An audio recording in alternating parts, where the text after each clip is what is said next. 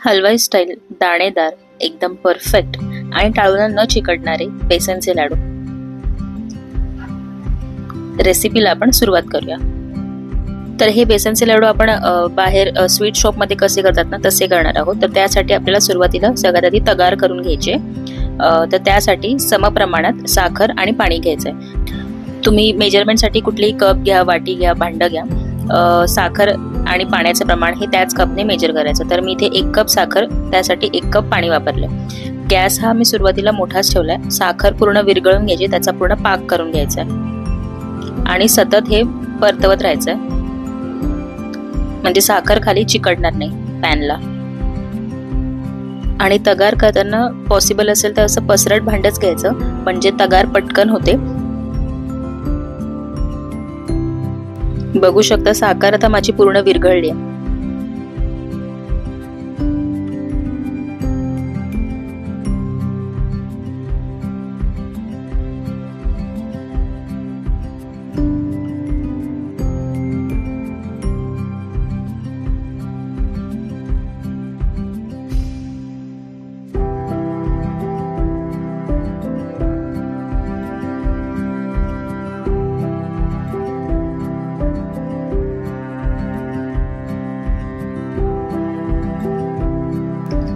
आता हे साखरेचं पाणी उकळायला लागेल आणि पूर्ण ही साखर क्रिस्टलाइज होईपर्यंत आपल्याला हे परतवत राहायचं सतत।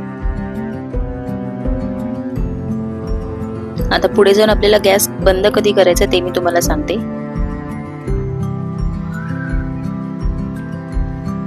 आता या पाण्याला भरपूर उकळी फुटते, आपण सतत असं परतवत राहायचंय।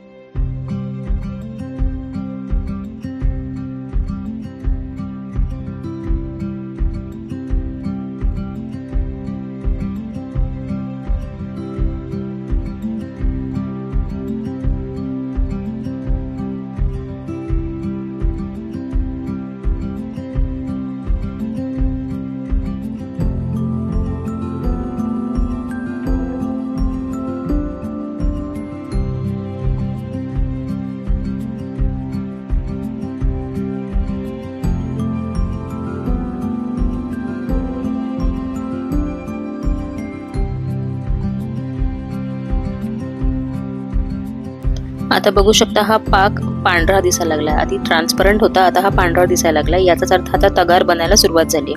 तर आता यामध्ये टाकायचं आपल्याला 1 चमचा तूप, म्हणजे कशी तगार आपली सुटसुटीत होईल, जास्त त्याच्यात खडे होणार नाहीत।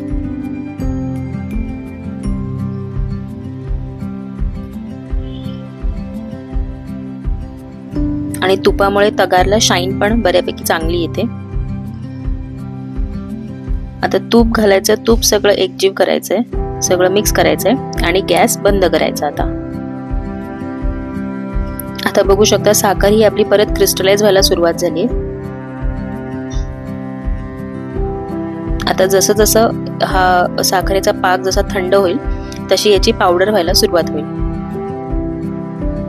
ही जी तगार बनते ना त्याचा टेक्स्चर आपला बारीक रवा जसा असतो ना अगदी तसंच सेम टेक्स्चर असतं। आणि आता जसं आपण गॅस बंद केला ना अजिबात चमचा असं थांबवायचा नाही, कंटिन्युअस हे हलवत राहायचंय, नाहीतर त्याच्या मोठ्या गाठी तयार होतील। बघू शकता आता त्याची हळूहळू पावडर तयार झाली आहे। आता जे काही छोटे मोठे खडे असतील, गाठी असतील त्या फोडून घ्यायच्या चमच्याने। जर मोठी जाळ नसेल तर आपण ही तगार चाळूनही घेऊ शकतो आणि जे शेवटी खडे उरतील ते एकदा मिक्सरला फिरवून घ्यायचे। पावडर नाही करायचे, जस्ट पल्स मोडवरती 2 मिनिटं फिरवून घ्यायचे। तर बघू शकता एकदम परफेक्ट तगार माझी झालेली आहे आणि टेक्स्चर सुद्धा एकदम व्यवस्थित आलेलं आहे। असंच टेक्स्चर आलं पाहिजे, त्यामुळेच ते लाडू एकदम दाणेदार बनतील। तगार आपल्याला पूर्णपणे रूम टेम्परेचर वरती थंड करून घ्यायचे, अजिबात गरम तगार लाडू मध्ये वापरायची नाहीये। आता आपण बेसन भाजून घ्यायचंय, तर इथे मी अर्धा कप तूप घेतलंय आणि 2 कप मी इथे बेसन घेणार आहे। तुपाचा इथे जास्त वापर करायचा नाही, जास्त तूप झालं की तो लाडू वळताना वळून झालं ते असा लाडू बसतो, चपटा लाडू होतो, त्यामुळे तुपाचा पण आपल्याला जास्त वापर नाही करायचा आहे। मी इथे 2 कप बेसनसाठी अर्धाच कप तूप घेते आणि तुपाचं पण मेजरमेंट घेताना तूप हे मेल्ट करूनच अर्धा कप मोजून घ्यायचंय। जर घट्ट तूप घेतलं तर ते तुपाचं प्रमाण सुद्धा वाढू शकतं। आता हे बेसन आपल्याला अगदी लो टू मीडियम फ्लेम वरती 20 ते 25 मिनिटं भाजून घ्यायचं आहे।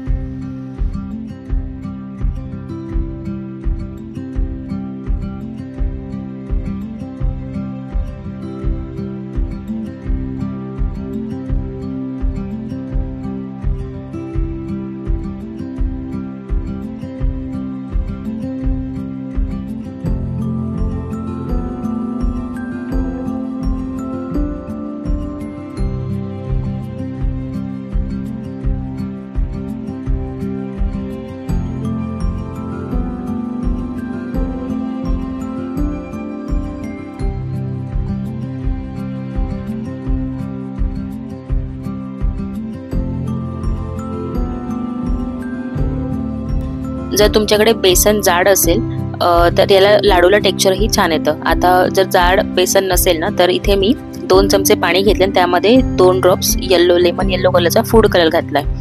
आता या बेसनवरती हे पाणी मी थोडं शिंपडणार आहे, त्यामुळे काय होईल, बेसनचा रंग आणि टेक्स्चर दोन्ही एकदम परफेक्ट होईल लाडूसाठी। जर तुम्हाला रंग वापरायचा नसेल तर सिंपली 2 चमचे पाणी घेऊन 1-2 वेळा असं शिंपडू शकता किंवा दूध सुद्धा आपण इथे वापरू शकतो। ही स्टेप कम्प्लिटली ऑप्शनल आहे, जस्ट फक्त आपल्याला बेसनला टेक्स्चर एक दाणेदार यावं यासाठीच आपण हे पाणी शिंपडतोय। पाणी थोडं शिंपडलं की बेसन हे पटापट एकदा हलवून घ्यायचं, यामुळे रंग पण आता छान येईल। जर बेसन मध्ये रंग घालायचा नसेल ना तर आपण तगार करताना सुद्धा त्यामध्ये आपण 2 ड्रॉप लेमन येलो कलर घालू शकतो।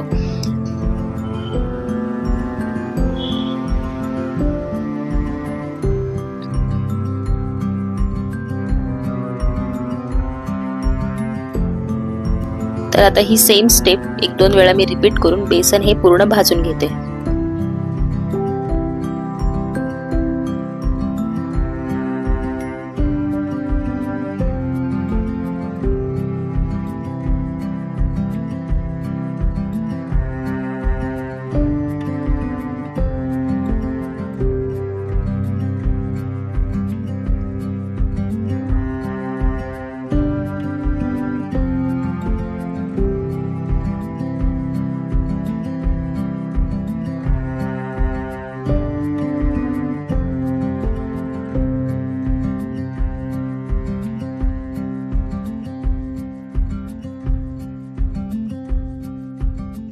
बघू शकता बेसन हे माझं व्यवस्थित भाजून झालेलं आहे, रंग सुद्धा व्यवस्थित आलाय आणि बेसन अगदी दाणेदार म्हणजे त्याला टेक्स्चरही व्यवस्थित आलेलं आहे।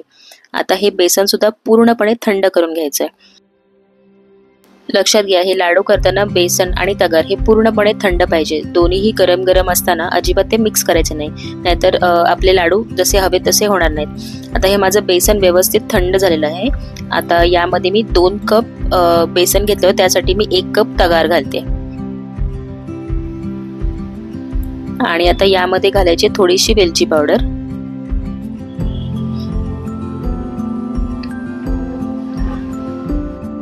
हे सगळं हाताने मिक्स करून घ्यायचं आहे आणि हवं असेल तर फक्त मिक्सर मधून एकदा पल्स मोड मध्ये सुद्धा आपण फिरवून घेऊ शकतो।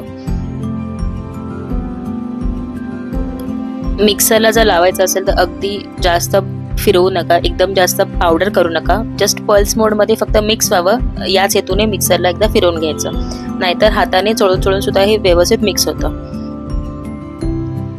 तर बघू शकता आता व्यवस्थित मिक्स झालेलं आहे हे. आता याचे लाडू वळून घ्यायचे. टेक्स्चर तुम्हाला आता दिसतच असेल, एकदम दाणेदार आहे आणि अजिबात चिकट जास्त नाहीये.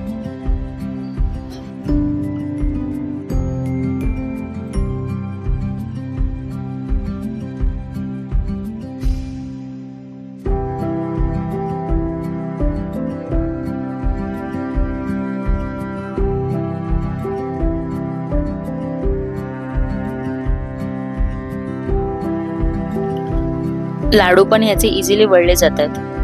जर तुम्हाला मिक्सर ड्राय वाटत असेल तर हवं असेल तर 1-1.5 चमचा तूप यामध्ये आपण घालू शकतो.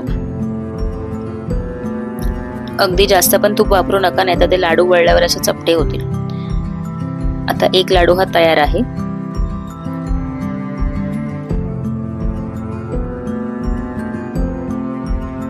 आता हा एक लाडू माझ्याकडे थोडीशी तगार मी बाजूला ठेवली होती, त्यामध्ये घोळवून घेते.